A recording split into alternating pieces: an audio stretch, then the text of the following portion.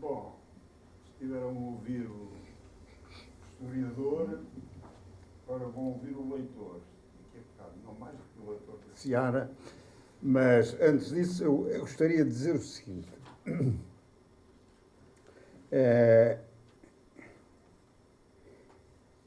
Penso que esta lição que o Luís Farinha deu aqui sobre o nosso tema, a República e a Resistência, situou-nos completamente dentro daquilo que foi o problema da República e aquilo que foi também a resistência que nesse tempo foi possível erguer contra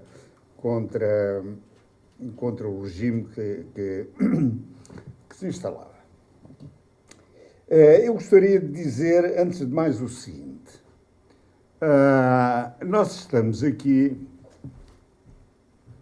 no Museu da República e da Resistência. Eu penso que todos os países, se não todos, menos muitos, na generalidade, têm os seus lugares sagrados. Sagrados no sentido de culto, de lugares de culto, não apenas no sentido religioso, mas no sentido cívico também. Este lugar onde estamos é um desses lugares. Nós temos de ter muito a noção disto. Nós lembro-nos e sabemos que por todo o mundo houve. Em França há a Oradour, em Espanha há a Guernica, por todo o lado há os campos de internamento, campos de concentração, etc., onde muito se sofreu, onde muito se padeceu, onde muito se morreu, onde muito se empreendeu também.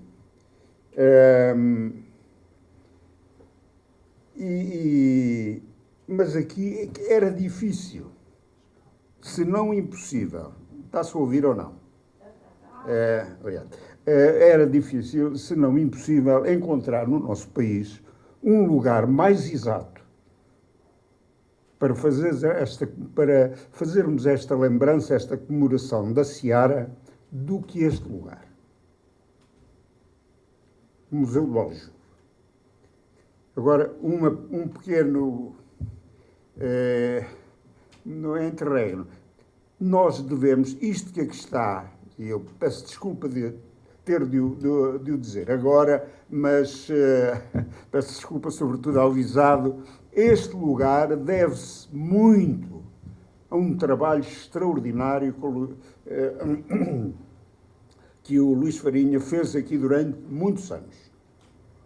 Outra pessoa faria outra coisa, vão fazer o mesmo, é evidente, mas digamos que por acaso foi a ele que coube dinamizar de uma maneira absolutamente notável. Eu estou um bocado à vontade para isto, na medida em que, sendo do Conselho Consultivo, a minha consulta muitas vezes não é muita, mas é realmente apontar aqui o Luís Farinha como realmente um homem que sabe do que fala e pratica aquilo que sabe.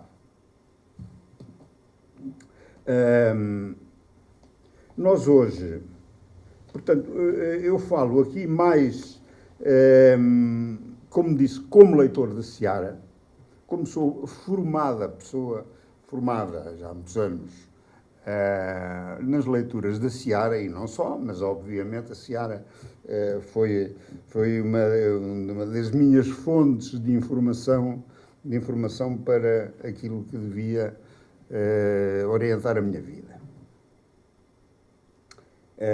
Nós hoje tivemos, durante o dia, praticamente, se calhar todos vimos aquilo que se passou no Panteão hoje, que é também um dos lugares sagrados, é importante dizer isso, portanto, independentemente agora de pormenores, mas o que devemos aos nossos antepassados, sobretudo àqueles que souberam, não é portar-se bem, souberam resistir e souberam ser homens ou mulheres quando foi necessário e quando era difícil ser, nós devemos ir muito, e acho é realmente muito, muito bem. Ou que hoje o que hoje o país ou a pátria fizeram em relação a Aristides Sousa Mendes. E aqui se passou... agora, desculpem esta informalidade com que eu falo, mas eu vejo aqui uma lista de pessoas, uma lista de dizer isto é o melhor que o país teve durante os anos da repressão fascista. Estão aqui todos esses nomes. E estão ali 4 nomes, isto é espantoso. 4 nomes são citados em cima logo, que é o Jaime Cortesão, António Sérgio, o Francisco Vieira de Almeida e o Mário de Azevedo Gomes. Estes homens tinham já, então, na altura eram velhos, agora já não tinham mais de 70 anos e eram, portanto, pessoas muito respeitáveis, foram presos, estiveram aqui presos, porque convidaram a seguir às eleições do Humberto Delgado um ministro inglês, o Noreen Bevan, salvo erro, foi o homem que fez o Serviço Nacional de Saúde na Inglaterra. Não sei como é que ele se chamava a Rainha da Inglaterra, porque a Inglaterra anda sempre a mudar de nome, e agora, pronto, mas era a Inglaterra, os britânicos. Ora bem, e foram estes 4 cidadãos, foram presos, foram trazidos para aqui quando isto funcionava. Portanto, depois, a partir de 1965, o Aljuba foi desmobilizado, desmotivado, desativado, já tinha cumprido a sua função, mas durante 40 anos houve milhares de pessoas que passaram por aqui, foram presas. Porquê? Pelas suas ideias. Não sei, provavelmente, Domingos Abrantes costuma estar, sempre que é do Conselho Consultivo, aqui também, não sei se está aqui ou não, mas não sei se está mais alguém que tenha estado preso aqui. Mas isto realmente era uma coisa perfeitamente horrorosa e não só as condições em que as pessoas estavam, mas as condições que os levavam a ser presos, a ser torturados, humilhados, ofendidos, era uma coisa... Eu, pessoalmente, e penso todos nós, eu envergonho-me disto. Eu ainda hoje me envergonho disto. Como é que isto foi possível? Como é que esta gente toda, não vale a pena estar... Estão aqui pessoas que são o melhor que o país tem.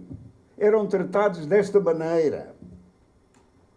E o tratamento desta maneira, ainda há bocado estava a ver, no caso voltando sempre ao Aristides Sousa Mendes, o homem... fez uma coisa que achava em consciência que devia fazer.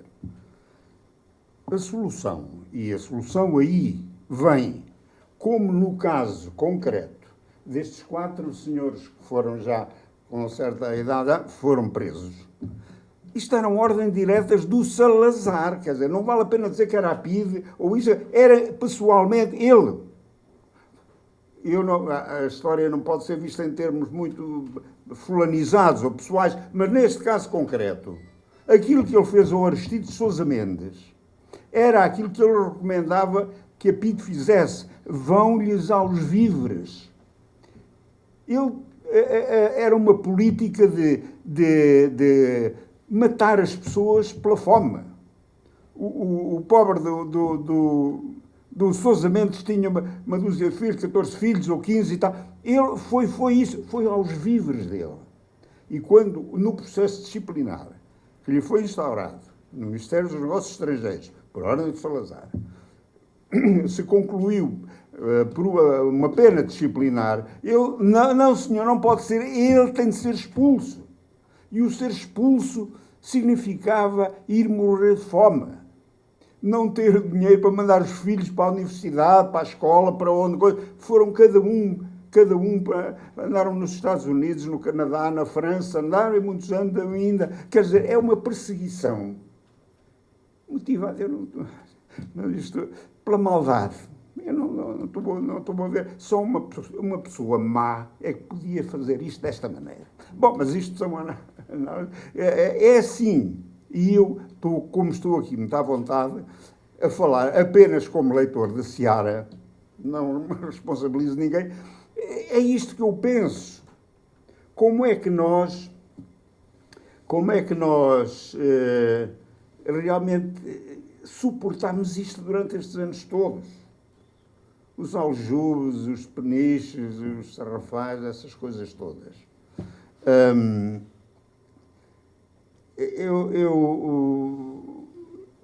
Eu tive, sem me referir a ninguém dos que estiveram aqui, todos passaram aqui as passas do Algarve, aqui noutros lados, não é?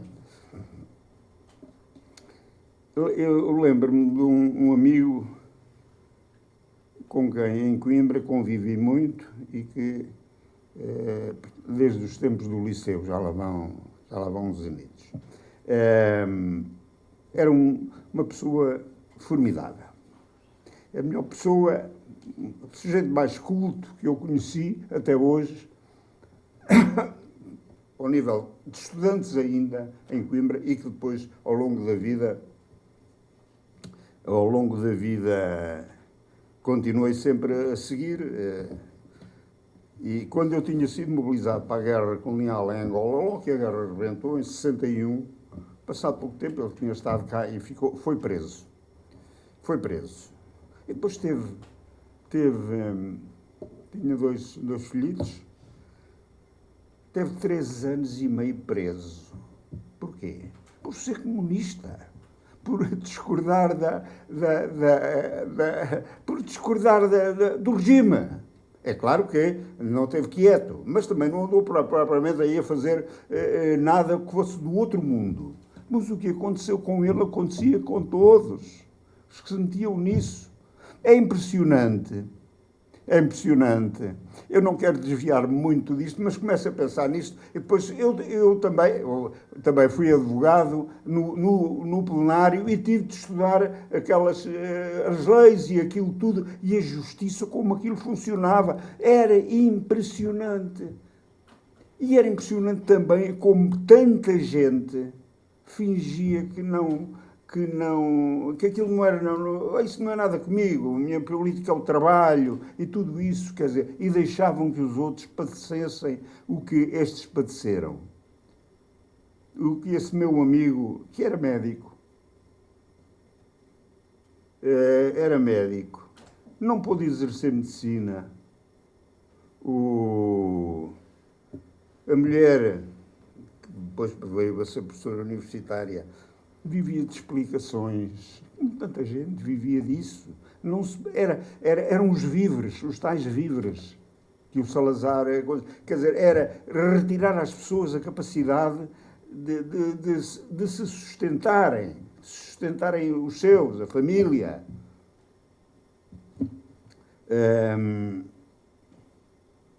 Bom, era nisto que de facto, era assim que vivíamos. Eu gostaria de, se calhar, no fim, se pudéssemos, alguém dos presentes estiver interessado, provavelmente o Luís Farinha estará também disponível para trocarmos aqui algumas impressões, mas gostava de terminar esta minha breve intervenção com uma referência ainda a uma pessoa que eu muito considerei, que era o professor Henrique Barros. O professor Henrique Barros era um ceareiro. Curiosamente, nós há dias estivemos na Fundação Gulbenkian e fez-se também uma boa referência e uma boa homenagem feita pelo Dr. Guilherme Oliveira Martins a um outro ceareiro, o Dr. José de Azeredo Perdigão, que foi um homem também desde os princípios da Seara, deu sempre uma grande contribuição à Seara e depois fez aquele trabalho extraordinário que é na cultura no país. Durante anos foi o Ministério da Cultura e não sei se ainda é, se calhar ainda é, o Ministério da Cultura do país. O professor Henrique Barros foi um ceareiro, esteve sempre disponível para lutar pela liberdade e pela democracia. Eu posso falar disso também, estou à vontade, na medida em que com ele, e tantas vezes, lhe fui pedir a ele para assinar cartas, protestos, telegramas contra as prisões, e ele pertencia também, como eu, à Comissão Nacional de Socorro aos Presos Políticos, nunca disse que não. Era um homem que estava sempre disponível para fazer isso, e sabem, era sabido que ele era cunhado do Presidente do Conselho, Marcelo Caetano. Nunca aquele homem disse que não. Estou aqui, é preciso ir lá, é preciso ajudar, estou aqui pronto para isso. Ora bem, este homem veio a ser o Presidente da Assembleia Constituinte. E a Assembleia Constituinte, o professor Luís Andrade tem particularmente, ele tem insistido muito nisso, na Assembleia Constituinte há um perfume da Seara que não é só um perfume, é realmente uma influência das ideias da Seara, de tudo aquilo que vinha de trás e que acabou por, mesmo as dificuldades que houve na Constituinte. E na elaboração da Constituição de 1976. Nós vamos ver aquilo. Se lermos o Diário da Constituinte, eu, por exemplo, vivi uma parte daquilo, uma parte considerável do que se passou lá, e muito daquilo eram, de facto, o que se discutiu lá e as soluções a que se chegou. Uns eram a favor, outros eram contra, uns queriam mais, outros queriam menos, mas foi ali, obteve-se uma linha geral que, no fundo, correspondeu àquilo que, na realidade, foi sempre a intenção da Seara. A liberdade, a democracia, muito do bom senso, nada de cair em excessos, fosse para que lado fosse. Esse foi sempre a linha de comportamento do pessoal da Seara. O espírito seareiro era esse. O respeito, porque depois é sempre, não, aqueles estão lá agora e aqueles é que estão, como estão no poleiro, eles é que querem mandar. Não era isso e não foi isso que aconteceu no Constituinte. Cada um, naturalmente, puxava a brasa à sua sardinha. Mas o que se obteve, no fim, com a Constituição, foi um relativo consenso, cedências de parte a parte, que permitiram que, passados estes anos todos, a Constituição ainda aí esteja e dê resposta aos problemas de que o país precisa ser resolvido. O problema mantém-se sempre o mesmo. Levem a Constituição à prática. Porque com esta Constituição, com a prática para a Constituição aponta, com, naturalmente, correções em função do tempo que passa, mas nós temos ali ainda a base que vem do tempo da Seara e do espírito seareiro para fazer alguma coisa deste país. Porque o sítio para fazer essa coisa é bonito. Este sítio onde nós estamos. Agora temos é de o fazer. E era isto que eu para já queria dizer. Desculpem esta informalidade, mas se o Luís Farinha estiver de acordo em que agora possamos ainda trocar algumas impressões e se algum dos presentes quiser levantar qualquer questão, estamos aqui para isso.